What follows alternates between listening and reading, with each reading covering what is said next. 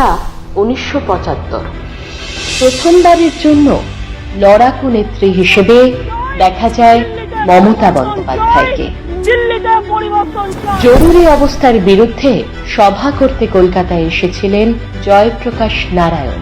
তার কনভয়ে আটকে দেন মাত্র 20 বছর বয়সী তরুণ তুর্কি মমতা বন্দ্যোপাধ্যায়।